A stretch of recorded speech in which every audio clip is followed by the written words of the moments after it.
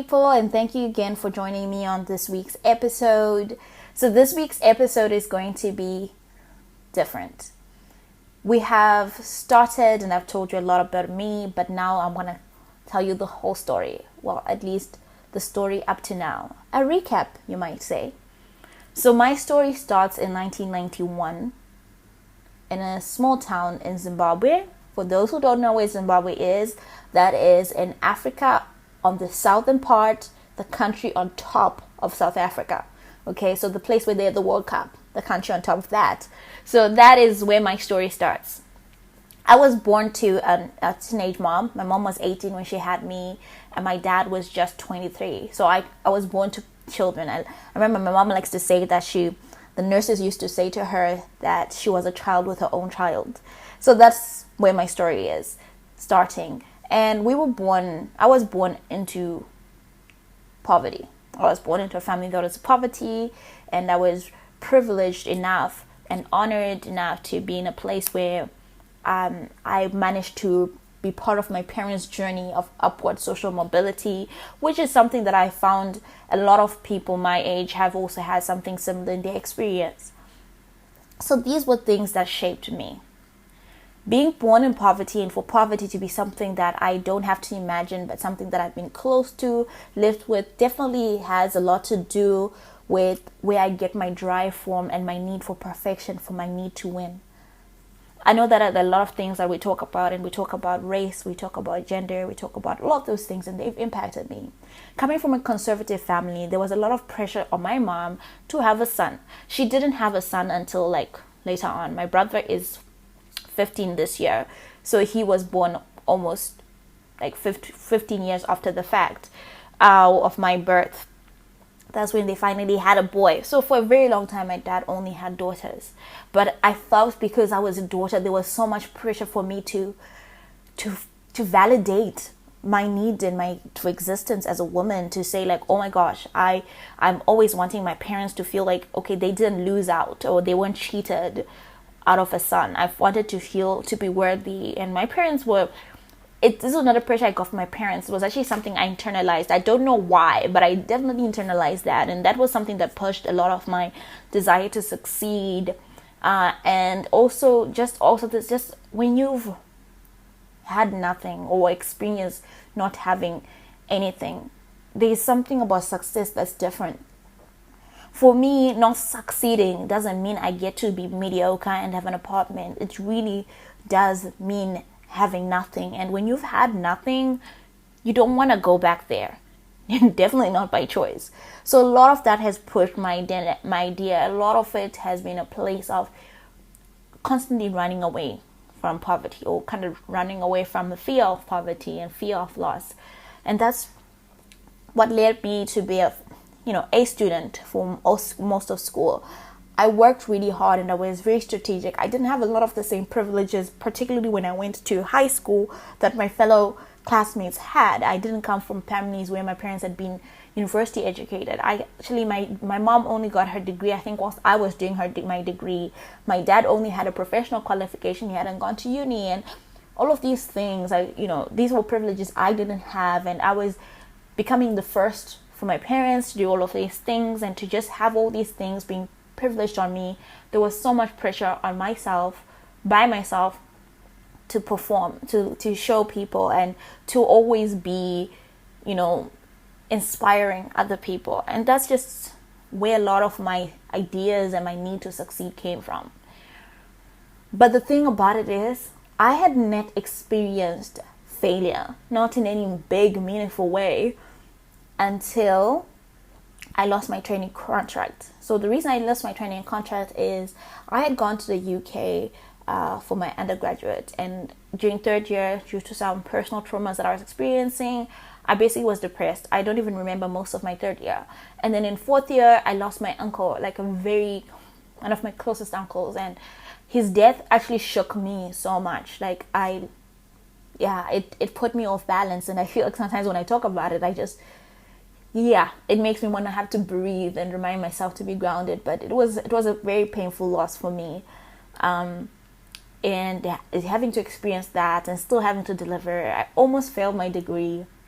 but I didn't end up getting a 2-1 as I was projected to get, and I ended up losing my training contract, my graduate trainee program contract.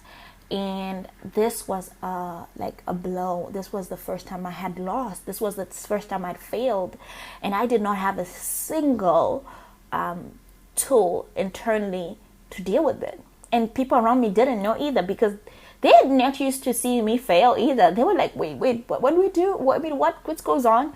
And then I pivoted and I did my master's program. But at this point, the impact of failing was so big. I just didn't know how to shake it off. I still was like holding on to this failure, feeling like it was something that I was carrying on me so much. So for my master's degree, 1.5 years, and I did it, and I was actually really quite good. It was a good degree. And then I went back home, and if you want to know what happened home, you can listen to my episode on finding a new career path. But it's basically, I went home and I was unemployed for 2.5 years. So something that I didn't mention in the episode is that they got to a point where I actually was like to my parents, I want to go to medical school, because if all of this degree is going to be nothing, we might as well just start from scratch, because doctors always have jobs, okay? Doctors always have jobs. Everywhere in the world needs doctors. It's going to be a very long time before we don't need doctors. We need doctors. And I was going to be a surgeon, okay? I had it planned out. I was going to be a neurosurgeon or a cardiosurgeon. Neurosurgery because neurosurgery is harder. Cardiosurgery because, Christina Yang, that type of thing. That was where my mind was at. And, I want to say to an extent, I'm so grateful for my dad, because I feel like he saw this and he was like, oh my gosh, I'm about to lose my daughter. She's actually going crazy now. Let's help her get back on path. And that's how I ended up in Sydney. So I came to Sydney and I found myself in a situation where, even though I was in a new country, in a new city, back on some form of my old path, and I just didn't trust myself. I didn't trust myself to make decisions. I didn't trust myself to know what I was doing. I didn't trust myself to make choices. I didn't even trust the goodness that was in my life. I didn't even trust that this opportunity could be good. I was so defensive and I was so scared, and everything was so scary to me. Everything. It's almost like I was seeking out negative information about why this was bad or why this wasn't good enough. And I just still, even 2.5 years later, I was still in a position where I was still stuck with losing that graduate training program. And I just felt like this is not as good as the path I'd chosen. Why am I not on the path I'd chosen? This is not where I was supposed to be. I was supposed to be here and blah, blah, blah. I was stuck there. Okay, I was stuck in that mentality and I was stuck in that space. And then I had a friendship, and I feel like that friendship has actually been such a big part. When I came here, there was a friend I had, and me and her, she is somebody who I look up to, because I think she's so intelligent, she's so beautiful, she's graceful, she's actually really amazing. Like, when I think about her, I still think she's such an amazing person. However, our relationship ended up not being amazing, because the person, was in a place where when I came back and started this relationship, I kind of gave up control of my own life and everything. And I just kind of let her make all the shots, because I needed her to make all the shots. Because if she hadn't been making the shots, if she hadn't been basically being such a heavy influence in my life, I just really don't think I would have started. I think I would have just stayed in my room and done nothing. So to her, I'm so grateful, because she got me out there. She got me doing stuff that I wouldn't have done. She got me questioning. She got me, she got the fire relit in me. And then unfortunately, at some point when the fire got relit, I realized oh my gosh, this friendship isn't really helping me if I'm gonna start taking back ownership. And then that friendship didn't work out. But I still feel like that a lot of that was me. I, as a friend, hadn't been the best version of myself, and for that I really do apologize, because I do feel like that was a mistake I made. So what happens when you awaken? Okay, so you awaken and you're like, okay, I'm ready to take control. But what are you taking control of? A lot of my identity was rooted in my ability to perform. Being an A student, though not my only character, I have so much more personality than that, always have, but it was so much of who I am. It was a thing I took pride in. I took pride in going to rooms and being like, yes, I am intellectually brilliant. Yes, my certificate says this. Yes, this trophy validates the fact that I am brilliant. And what happens when the trophies aren't validating a fact I know to be true? I have never, not even for a second, thought that I was not intellectually brilliant. However, there have been a couple of things that I like to say to the contrary, which are wrong, because I know that. But how do you move from there? How do you move from the thing that you know to know myself, to say I am intelligent, I am brilliant, I am amazing? How do I transform that knowledge into something more beyond just the guilt and the shame?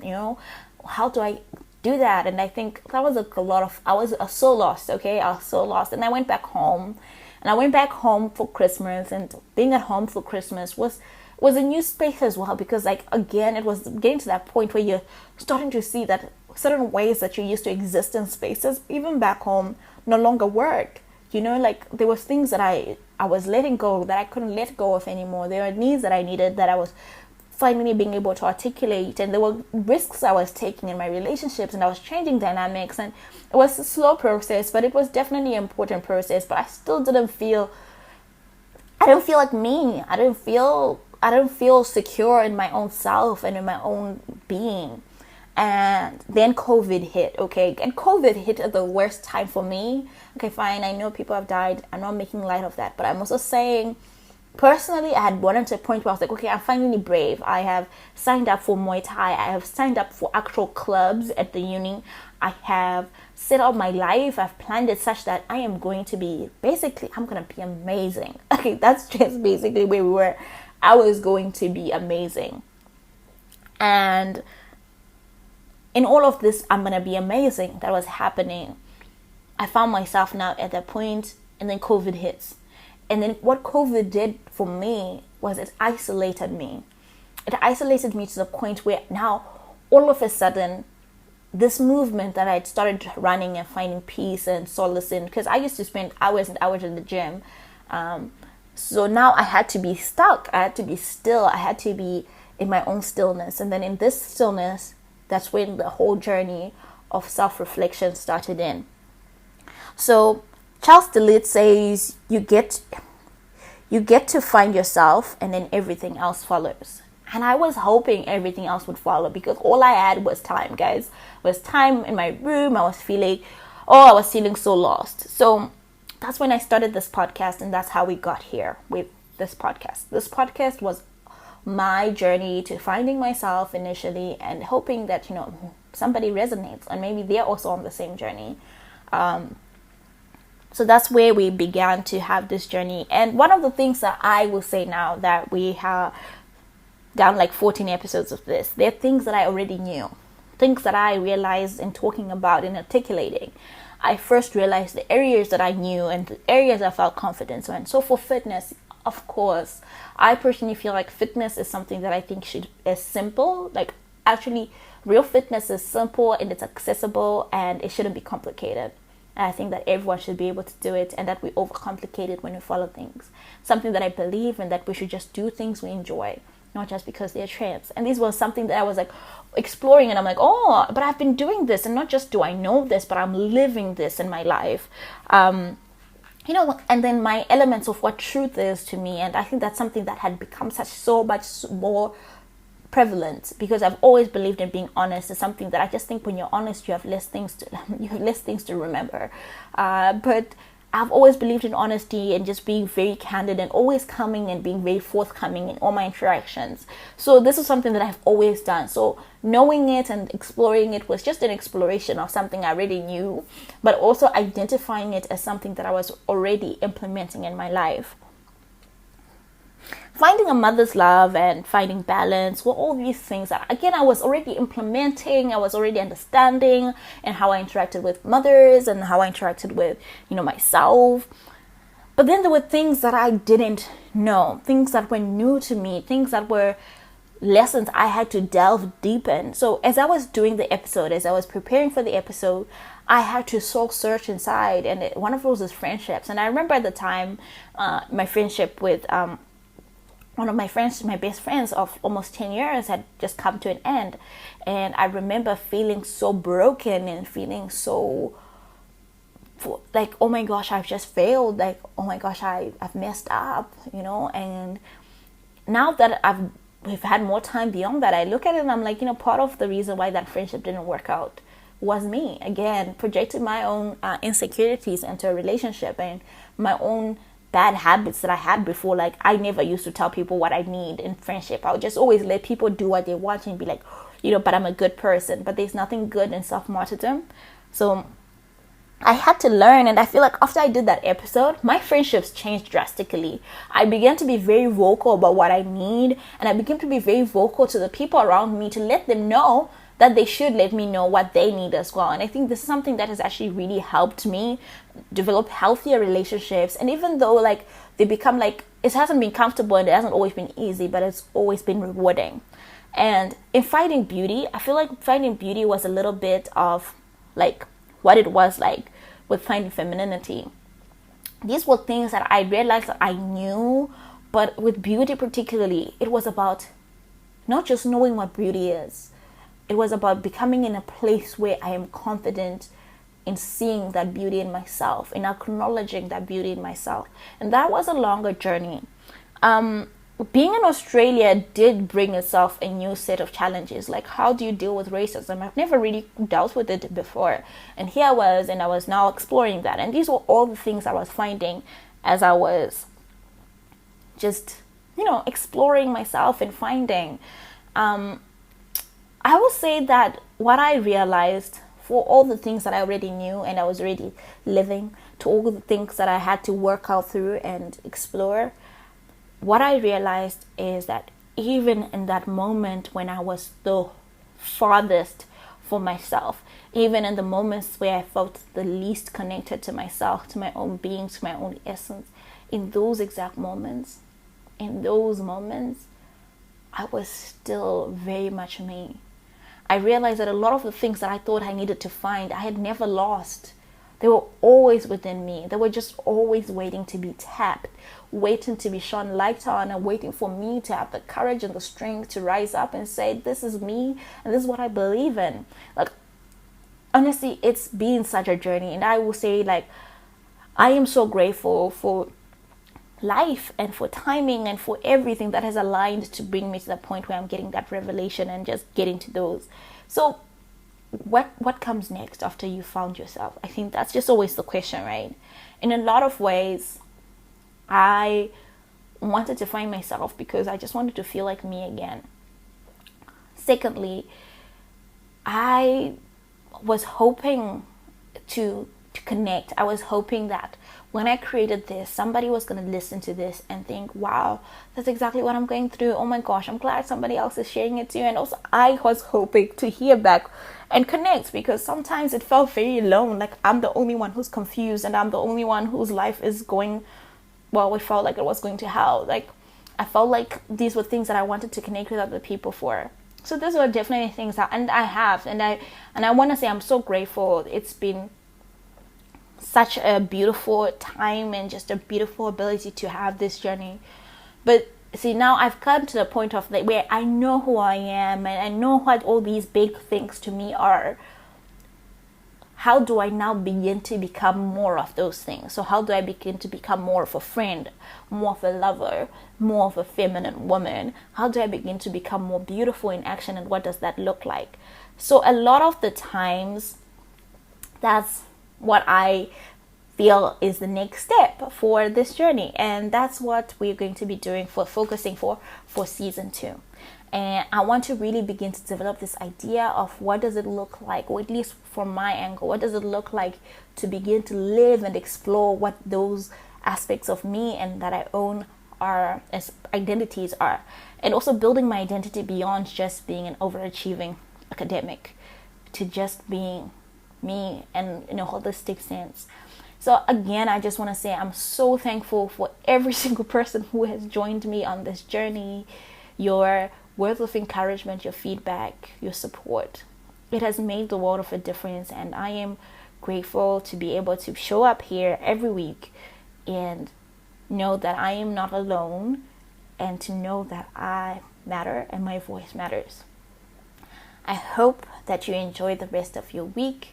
May it be filled with lots of love, joy, happiness, and self-discovery. Till next time.